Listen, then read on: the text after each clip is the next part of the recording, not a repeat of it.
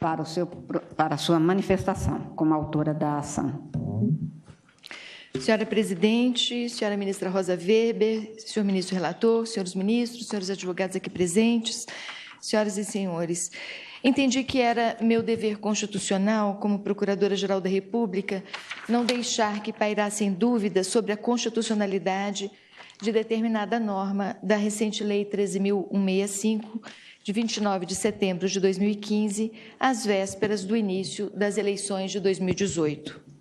Ao verificar que muitos dos fundamentos do voto da eminente ministra Carmen Lúcia, relatora da Ação Direta de Inconstitucionalidade 4543 do DF, que foram aplicados para declarar a inconstitucionalidade do artigo 5º da Lei 12.034 de 2009, que introduziu o voto impresso como meio subsidiário ao voto eletrônico, também deveriam ser examinados à luz dessa nova lei, julguei-me no dever de provocar a jurisdição do Supremo Tribunal Federal, que é a nossa Corte Constitucional, para que deliberasse sobre a matéria a tempo de dar plena segurança jurídica às eleições de 2018.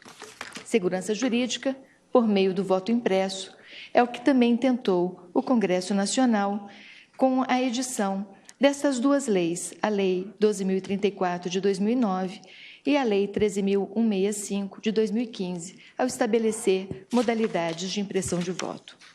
Ressalto, em primeiro lugar, que acredito ser plenamente possível a lei estabelecer um modelo de voto impresso que atenda à exigência do sigilo de voto. Assinalo também que esta lei não estabelece, esta lei que estamos examinando agora, a Lei 13.165, ao meu entender, não estabelece o voto impresso. Ela estabelece a modalidade de impressão do voto. O mecanismo estabelecido por essa lei não é o mesmo que vigorava antes da votação eletrônica, inclusive porque esta impressão do voto, esta impressão do voto, em nada contribui à vontade do eleitor.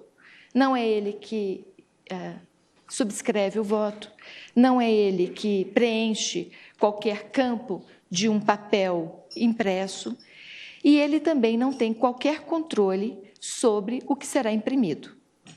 Este é um diferencial importante, no meu entender. A impressão automatizada é utilizada apenas como mecanismo de fiscalização visual instantânea e súbita entre o que foi impresso na tela eletrônica da urna e o que será depositado na urna adjacente sob a modalidade de impressão.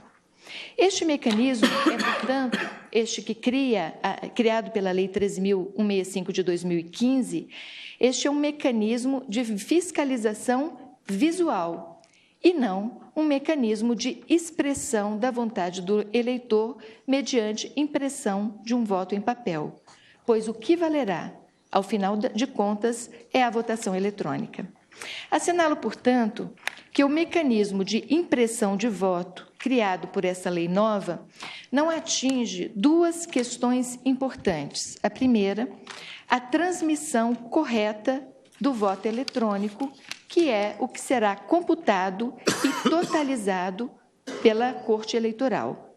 Isso porque subsiste, diante desta modalidade estabelecida na Lei 13.165, a possibilidade de que o voto eletrônico e a impressão tenham correspondência, mas que haja, ainda assim, fraude na transmissão eletrônica do voto.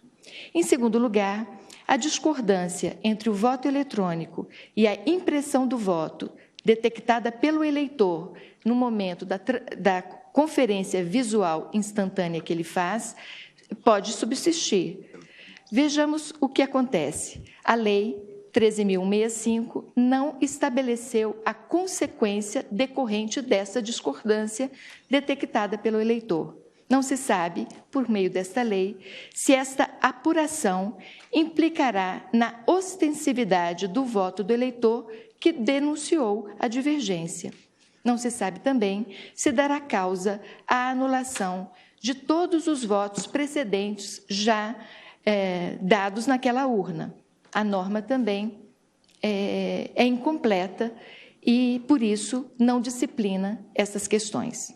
Nessas condições, é importante, pois, examinar se a Lei 13.165, ao suceder a Lei 12.034, que foi já declarada inconstitucional pelo plenário desta Corte, criou um modelo, que era o desejado, que não agride a garantia constitucional do sigilo de voto, que não ofenda a proibição de retrocesso, e se, ao criar uma despesa pública, atende ao fim constitucional a que se propõe, assegurar eleições garantidas por voto secreto e livre. É imperioso, por isso, ressaltar ao plenário desta Corte que a lei nova realmente expurgou várias normas declaradas inconstitucionais na decisão relatada pela eminente ministra Carmen Lúcia na ADI 4543. Todavia, esta lei nova repetiu, literalmente, parte daquele texto e parece não ter eliminado os riscos ao sigilo do voto, que foi um dos fundamentos para aquela declaração de inconstitucionalidade. Riscos também dirigidos à confiabilidade do sistema eleitoral e à proibição de retrocesso, assinaladas na citada decisão deste excelso plenário, na ADI 4543. Naquela decisão, o ministro Luiz Roberto Barroso assinalava que o sistema eletrônico foi concebido para superar mazelas antigas que o voto impresso ensejava, de venda de votos, de revelação de votos e de manipulação de resultados. No modelo eletrônico, há mecanismos eficientes de fiscalização, a par da impressão de voto que ora se contesta. Como lembrava o ministro Gilmar Mendes, todas as forças partidárias estão habilitadas a participar do processo de verificação, de verificabilidade e controlabilidade do voto, pelo que, segundo o ministro Gilmar Mendes, naquela assentada, não há justificativa para se adotar um modelo que, de alguma forma, pode comprometer o sigilo das votações, gerando esse fenômeno de opressão, de pressão e de manipulação do voto popular. Essas indagações subsistem, portanto, em relação à Lei 13.165. Há, portanto, mecanismos legais em vigências e aptos a prevenir e detectar inconsistências e fraudes na votação eletrônica. É importante examinar se a coadjuvância da impressão de voto eletrônico, assinalo, não é uma modalidade de voto impresso, agrega segurança jurídica ao sistema eleitoral ou se a fragiliza. Em seu voto na ADI 4543, a eminente ministra Carmen Lúcia concordava com o argumento da Procuradoria-Geral da República, dado então, de que o sigilo da votação estará comprometido caso ocorra falha na impressão ou travamento no papel da urna eletrônica. Isso porque, sendo necessária a intervenção humana para solucionar o problema, os votos registrados até então ficarão expostos ao servidor responsável pela manutenção do equipamento. Este mesmo fundamento não foi eliminado com a recente edição desta Lei 13.165. Também causa insegurança jurídica na medida em que a lei nova não disciplina como solucionar a divergência entre o voto impresso na tela eletrônica da urna e a impressão do voto, vez que também permite a revelação do voto de quem suscita a divergência. Essas ponderações, portanto, me levaram a trazer ao plenário desta Corte as mesmas considerações sobre a persistência de riscos à segurança jurídica, à confiabilidade do registro do voto eletrônico, a prevenção de fraudes na transmissão do voto eletrônico. Este, sim, é o que será verdadeiramente computado, realçando sempre que todas estas medidas elas são colocadas ao plenário dessa Corte na perspectiva de encontrarmos uma solução que atenda a um só tempo a preservação do sigilo do voto, a expressão de uma vontade do eleitor de forma livre, a consistência da segurança nas eleições e, notadamente, a um sistema que conte com a credibilidade do eleitor. Com essas considerações, submeto novamente a questão